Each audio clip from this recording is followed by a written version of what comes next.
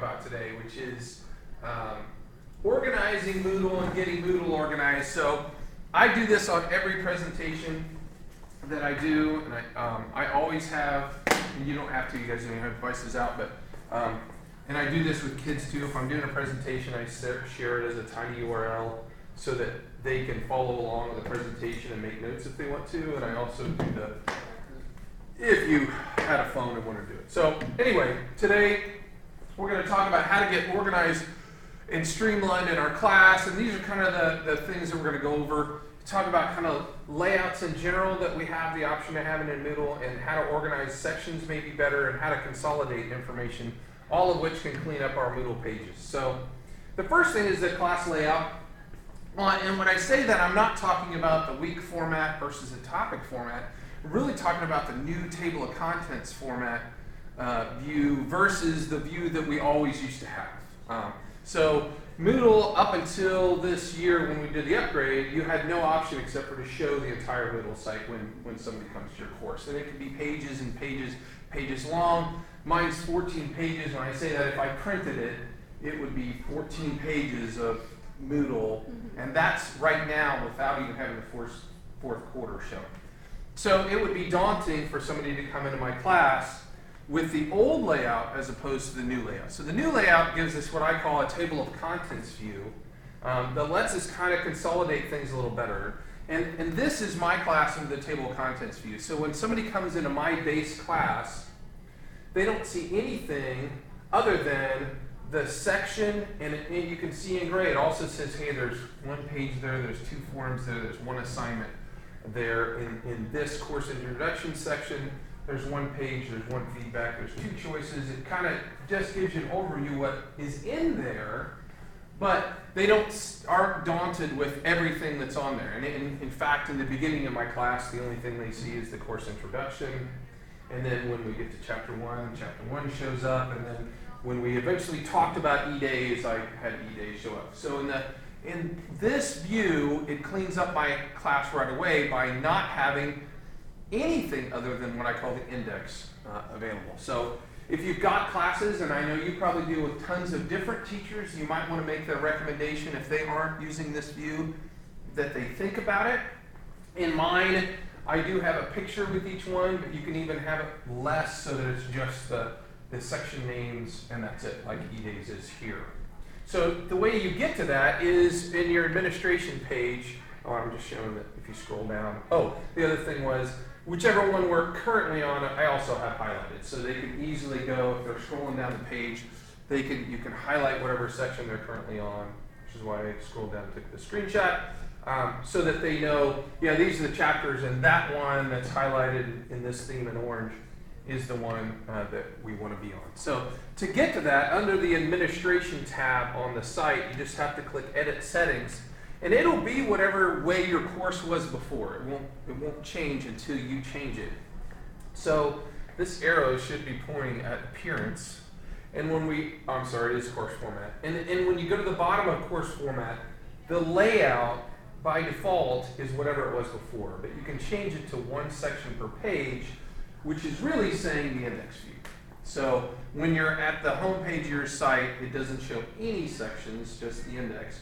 And then when you go to a section, you only see one at a time. So this section right here is the one, this is the only thing that was added to this part in the new version of Moodle, is the layout allowing you to say one section per page. So all you have to do is change to that, and then you get that new view. So one of the things you have to do if you go to that new view for it to make sense is to make sure to name those sections or topics instead of it saying topic 1, topic 2, topic 3, which is the default, or week 1, week 2, week 3.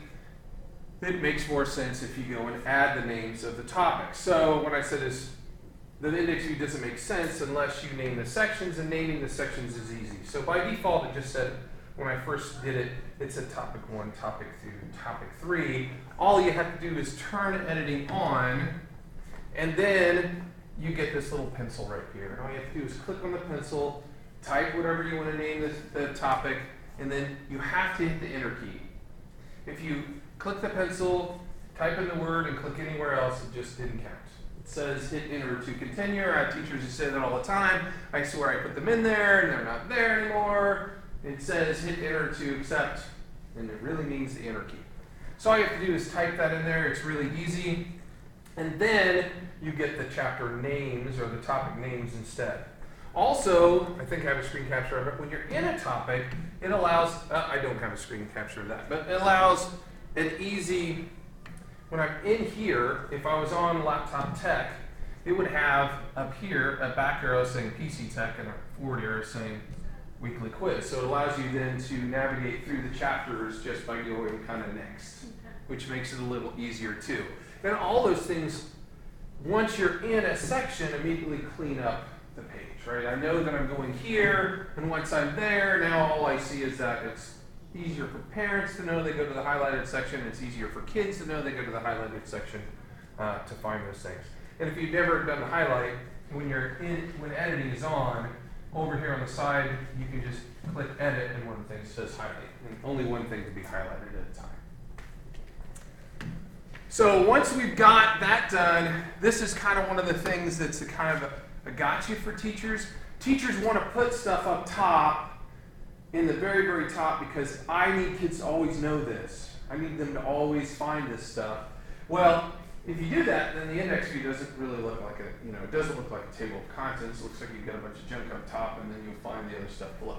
So I would suggest if you've got those things that are important and you want to be seen all the time, you use a sidebar. It used to be in Moodle just called a sidebar. It's not called a sidebar anymore. Now it's called a Ned sidebar. I don't know what Ned even stands for, but Ned must have made this new sidebar.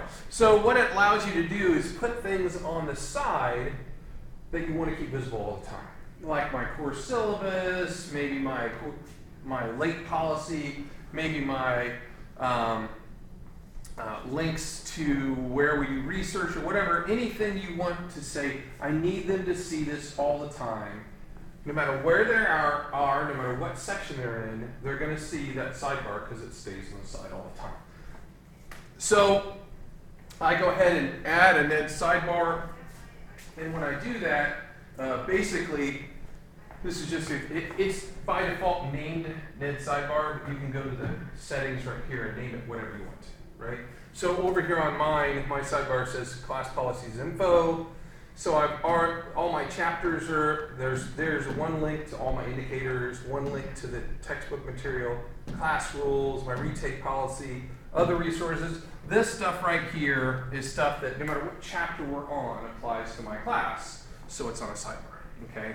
Like when I take attendance, I have a glossary. If they say, I don't know what that means. Anytime I don't know what that means comes up, I go, okay, let's add that to the glossary. And it's something we do in class because it's either in the glossary already or I need to add it to the glossary. Because the last thing I want is vocabulary that they don't understand, which can happen at any grade level on any student, or terms themselves that apply directly to technology. When I say something and they're like, you get that glaze over their eyes and they don't know what, you just spoke Greek. So that's what I have those. And then I have a writing resources section. So if they say, when I say this needs to be MLA formatted, this paper, then I'll have a link down here that says, I actually have a movie on how to do an MLA paper and resources that this is what an MLA paper is supposed to look like. Because, I mean, sure, you get it down at your grade level, but even in 11th grade students will say, I don't know what you meant. I was like, you should know what I meant. You're in the 11th grade, and then you do MLA papers, but so when they have that question, I go, well, watch the MLA video. And I'll also talk about plagiarism versus how easy it is to put it in text citation to keep that F, turn that F into an A with 2 parentheses and a word and a page number, right? So anyway, so when you do the sidebar, when you add it, you can name it whatever you want, and then it's just like all these ones in the middle. You can add any resource or any activity like any center section. So I use sidebars actually a lot.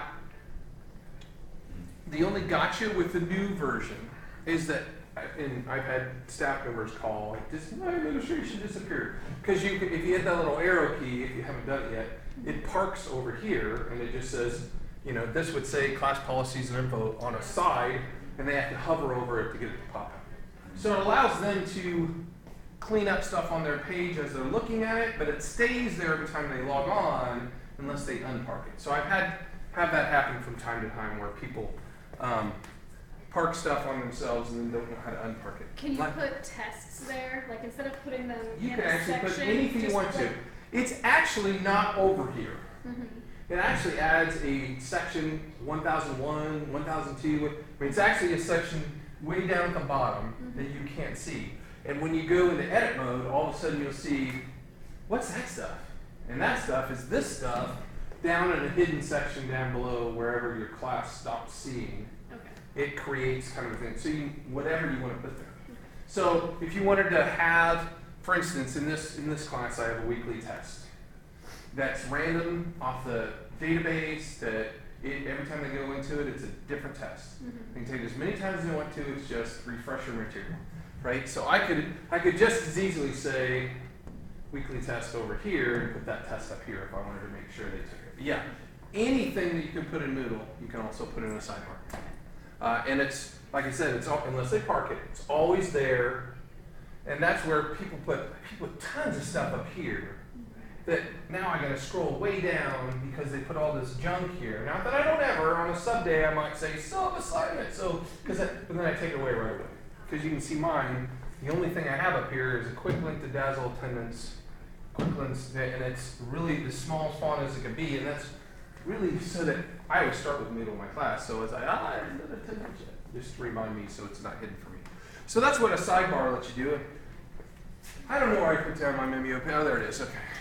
I do that quite a lot. In fact, okay, so the next thing is organizing those topics or sections as well. There are a lot of staff members. I'm going to say over 25% of the staff members have 4 sections. Quarter 1, quarter 2, quarter 3, quarter 4. Okay, that is too daunting and too much for anyone. I can't go to that person's class and have any idea what thing the kids are doing right now. Okay, and if you as a teacher are like, yeah, we're somewhere in here in what are the kids doing? They didn't build that. So I would say it should be organized as much as you can, like your textbook. If you're teaching out of a textbook, then make the chapters match. And I would say that I divided it even further sometimes. My chapter 4 is my biggest test, or my biggest section in my whole class. So I have a section called section 4A and one called chapter 4B because I cut it in half logically at some point in the chapter because it was just too much on one thing. So I would say dividing it into small logical chunks, even if you don't have a textbook, will help out a lot. And I already said this, by quarter is just too large and too unmanageable, and it doesn't make sense. They don't know what you're teaching in the quarter, but if you're talking about chapter 3, they certainly know that it should be under the chapter 3 head, right? So, and I already said this, if one topic is too large, I split it up. Because students know where they're at by what you're talking about. By the quarter, yeah, I know they're in the second quarter, and everybody knows what quarter we're in, but where the heck on this huge page? So I would recommend doing that and following that up with breaking the material up as much as you can. And a lot of teachers don't do this, but I would say throwing little labels in that break things up and indenting so that you know this follows this. Moodle lets you indent nicely. Are other ways to clean things up and highlight things. So I use labels that say, hey, here's all the blended assignments, here's all the chapter reading, and this even itself we're going to talk about next is there are some things that we can do to clean that up. Okay, so, and I already said this, consider indenting things under things that follow each other. This hard drive project, you have to do this choice, here's the rubric, here's the grade for the rubric for that. So this all kind of gets indented and makes sense that when we're talking about what we're on right now is this project, these things are indented so they kind of make sense that they fall underneath it in some kind of way. But if you just browse through a lot of classes, you'll see there's no indentation, no labels, everything just... How do you indent? Is it pretty... When you turn anything on, there's just arrows. And you can just slide... Yeah, if you hit the arrow, it indents one. You hit it again, it indents again another. So those, when you turn editing on, there's just arrow that goes that way and an arrow goes that way. It's probably just afraid to push that button. That's all it does. It just indents it over and back, and when it's like this is, you can see this is indented from here. If I went back one, that arrow would go away. There's no, once it's all the way at the left, there's no button to go back over there. So I think that's one way that it kind of makes things make a little sense. This is the biggest one that I myself don't do enough and try to do. The books feature lets you organize all kinds of stuff in one place. And I'm going to show you an example of one of the cleanups I did in my class. So this is from chapter 2, I think it was. Okay, it was chapter 2. I had all these articles that they were supposed to read, and it filled up that much of the page just under the one heading, chapter reading. And by adding a Moodle book, I can just have a book that says chapter 2 that incorporates every single one of those things. You cannot put assignments in a chapter. Okay, so it's where it allows you to consolidate really resources. Anything that you would consider a Moodle resource, so that this is a PDF of an article, this is an actual link to an article, that's a link to an article, actually that's a page of an article, that's a link to an article, there's YouTube embedded videos, there's a manual in there. So it's basically just like a little reference book. Anything they need. Yeah, and I actually had it be a major assignment in my class last semester as part of their final grade, is that you can give kids editing, and that's one of the great things about these. You can give kids editing permission on any of these things.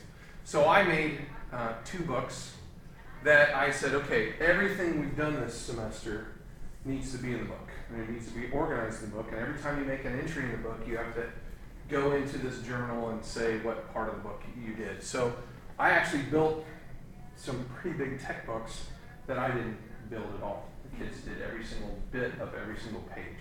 So these are all consolidated into this, and the way you do it is this is what the book looks like. So if they click on the book, it is divided into chapters, and every single thing that was something there before, all I had to do is, okay, that's still number 1, and then I just copied and pasted it into there. And then I'm not going to be able to click on it, and then that is just a link to the article. And so everything that was in here before, I don't know what I captured next. I may have actually made it a link to the book. I think I did, because it acts like it's a link, but it's not. Oh, am I actually there now? No. Let me see.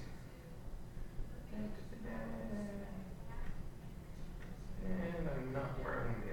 Let's see if I can open. I'm going to open up Moodle through Firefox to kind of show you kind of the navigation and how a book works, because books really are nice ways to clean up a lot of stuff.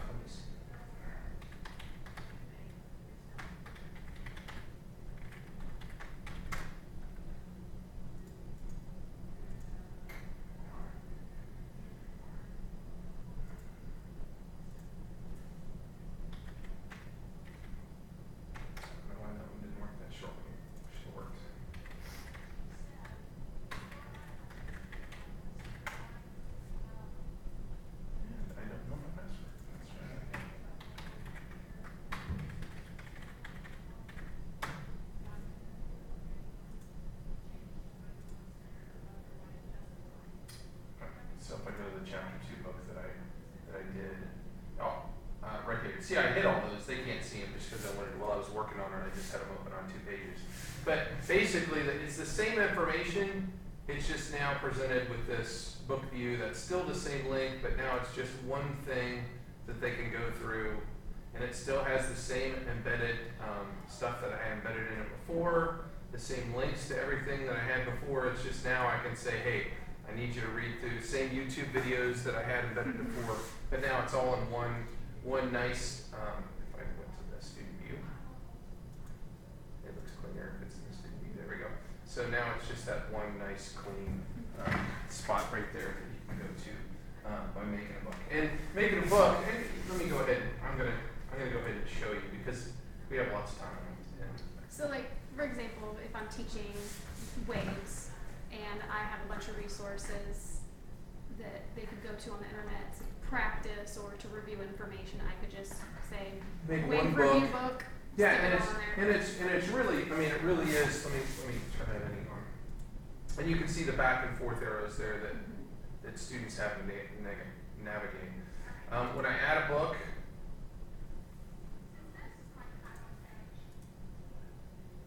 I just name it, so I can name it chapter 3 or whatever, or on waves. And like everything in Moodle, if it doesn't have a red, I don't even have to put anything there. I can go and say save and display. So now I'm at an empty book. The first title I have to go ahead and put in, and after that I get a plus minus thing. So I don't know what the first thing. It's like frequency. Okay. And then I can just plop my content right in there, whatever I had. And I will tell you, I used to link to a lot of stuff.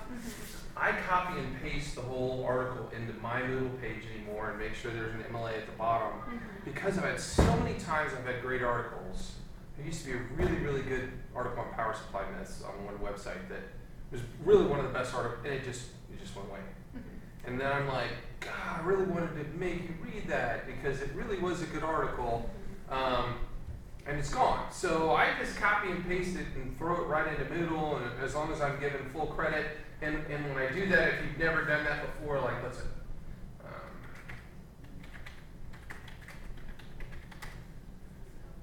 say this is a great article. If you've never used the book button, the button right here, if I click that little button, then all the junk goes away. Sweet. Cleans up the whole page. This is what I copied, right? I copied this whole thing, and now I can paste that right in here, and now I got rid of all the junk associated with that, and I just got the important part. I still got the pictures. Now I will tell you that the pictures will go away because these are linked pictures to that site. So if all of a sudden that site gets taken down, you're gonna be like, where did my pictures go? But I was more concerned about the text than the pictures in most cases. So after you've started the book, now you've got all you do to add another chapter is I just hit the plus button. Nice. And is this a chapter or is it a subchapter? So you can click subchapter, and then now it's It'll 1A and will it 1B. indent it for you too? Pardon? If it's a subchapter, will it then indent it? Yeah, it will indent it on its own and makes it, and it puts the dot B at the end of it. So instead of being 1, so if I go, let's say I put this in It here. outline formats it for you basically. Yeah, so now you can see, I thought I didn't hit subchapter, but I can go back here and click subchapter. There we go. So instead of 2, now it's 1.1, and it automatically, not a huge indent, but automatically indents it. So anything that I can put in Moodle that I could put in there before, I could put in the Moodle book. So, and like I said, with my hardware kids, it was a major project, but it would be a great group project too, because what you can do is you say, okay, your group is putting together a book on waves, and so is your group, and so your group. So I can make a book, and then I can give teacher access to just that book to this group, and that book to this group. So you can have it be an online project. They each build their own thing, and you can even do it, which is what I did, is said, okay, you guys are building this book, and the only resource you have during the final exam will be this book. That's it. But anything you put in the book is open for the resources. So then all of a sudden they're putting YouTube videos in, and they're getting really nitty-gritty about what they put in there, because now all of a sudden this group project is actually going to affect my grade, right? So, I mean, if I go to the advanced technology site in here and I go under, oh wait, it was up top, right there. Those are the two books they did. They did one on laptop repairs, which they made all kinds of videos and stuff that they would not have done that before. But they made YouTube videos and uploaded the YouTube videos and linked it in. And so it actually turned out to be a much better project than I actually thought it was going to be. Could you do that, like let's say I'm doing cycles, and I have nitrogen cycle, water cycle, carbon oxygen cycle, and I assign a group, they have to create a book for that cycle. Could I then give the entire class access? Yeah, so here's what I go did. back in and look at it, and I could give a test over all 3 cycles. Here's what I did on that one in particular. So I made that book, and then the next thing I did was I hid the book. So that once I hide it, now Team A can't see TVs, nobody can see anybody else's, and then you click on the little person plus thing to add them teacher access to just that resource. Okay. So now I go in here and I say, okay, these kids have teacher role. Now all of a sudden they can see it. Okay. And they can edit it, and they can work on it. So yes, So it you limits can it just to that book. I don't have to give them teacher access. No. to Moodle. You can, and that's true of any single resource. You can give the teacher, and like, Okay. I do forums and make everybody in the class a teacher in that forum, which lets them then grade each other on the forum. I don't grade forums. I let them each grade each other's forum posts after it's all done, and now everyone's done their posts. Now I'm like, okay, today's activity is everybody's going to go in and grade on a scale of 1 to 5, and I give them a rubric, each other's forum posts based on this. So, and that's also this on my hardware site. There are things that you can't post to the world. Okay. For instance, one of the things that you can't post to the world is the entire digitized version of the textbook. Okay. So this is every chapter of my textbook, right off the download and stuff. Yes. No, we're in the middle of class. Bye. Just let me go in. Shush. Okay, so these are all my textbooks chapters, right? But I can't post textbook chapters to the world. So the way I get around it is I post it, I hide it, and I make the class non-edited teachers. So now it shows up in gray, they can't edit it, but only the kids in my class can see that one resource. So you can hide resources from the world, but not your own class. So now I don't have to close my class off. It's still open so parents can come in and stuff. They just can't see the textbook. So that's what basically the way that one still is, because in this advanced technologies class, there are passwords that I give students for bios and stuff like that. I don't want somebody that's not my class to all of a sudden come in here and see how we do stuff, right? So that's why it's grayed out. And they honestly still have editing permissions, because I said anytime we learn something new in laptops that we go, oh, we never had that in the book, I expect somebody in your group of 4 that's part of the laptop repairs right now to add that to the textbook. Because again, the way my course works is that one semester you're in this group, one semester you're in this group, and then you swap. So next semester, you have to again have your stuff. Anyway, so that's one of the ways that I use books in the classroom. And you can see that's one of the things that is up at the top of my class. But so I think I answered your question. Yes, you can have those as group activities. And like anything else, anything you want to do like that in your class, you can hide and then assign to just certain. And you can make certain people be able to see certain things too, because you might have them broken up by an IEP group or something, that this assignment is for, because they're all going to see chapter 4 homework, but maybe half your kids see one chapter 4 homework and the other half sees a different link on chapter 4 homework based on how you have it set up. Right. So anyway, that's books, and I think books is one of the ways that you can, and I don't think that's my last slide. I don't know why we're not. Oh, that was my last slide. That was my last slide of books. Now it's just going crazy. So that was the last one. I guess that's how I intended to end it, was on Moodle books and how to set up Moodle books to clean up your class. Okay. How do I do a mass clean out of stuff that is in Moodle from Mr. Petty, So prior teacher? there's a couple ways we can do that. The one way for most new teachers I've done is just to make a new class, and then they import over the things that they want that are theirs. So if you go into Moodle, you can import stuff from any other class that you have access to. So if I was in here and I wanted to import, now I'm going to see every class, but if you hit import, you're only going to see your classes. And so if I wanted to import something from this class, which is just a focus class anyway, I click on the class and then I say continue, and then it would show everything that I have available to do. And I don't ever hit jump to final step, because then it'll bring everything over and that wasn't what you were looking for, right?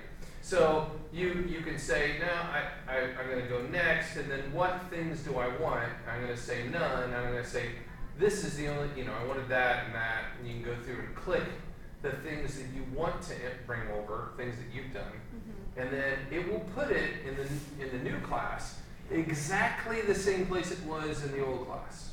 Okay. So if it was in section 3, it's going to be in section 3. So you really want to import first and then start reorganizing. Because if you organize and then all of a sudden you import, you're like, well, that didn't belong in that chapter. Yeah, but it doesn't know chapters. It just knows topic 3 goes to topic 3. Is there a way for next year that I could have a new one made? I can make a new one right now, and you could start. I'll deal with what I have now. No. I mean, right now that's hidden. No one even sees it, and you can start Moving my stuff. moving over. your stuff over that you want to. There's stuff on there that, like, I always go through I have to hide in 0 all the time. There's something that Or you can I just. don't know where I it mean, is. the delete process is way easier now than it was before, right? Because before I had to go in and delete every single thing. Yeah, that's the other option. If editing's on, and if you're on the main course, I'm still gonna show, at least now you can just hit the X button and it's gonna say, it's gonna verify, are you sure you wanna delete that? And don't, but that's one way of doing it, but that's painful too. Yeah. So it depends on which pane you wanna go through. Do you wanna to move stuff over, or do you wanna delete the old stuff? I would prefer to move stuff over, Okay. just because at least I can just move my stuff over and Right. then go through and pick out the things, because he has some really great things that are loaded on there still, that are activities I was like, wow, I don't have anything like this, I'm going to use this. Yeah. And I want to keep them. Like, so. Yeah, so I can make one, we're done here in a second.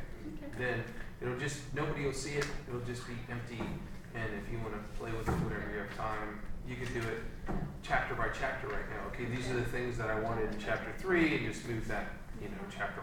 Because you can import, and you can import again, it's not like you have one shot, you can just do one section. And how do you get we just got new textbooks. How do I get a copy of the textbook online? Is it just something you have access to through the company? Or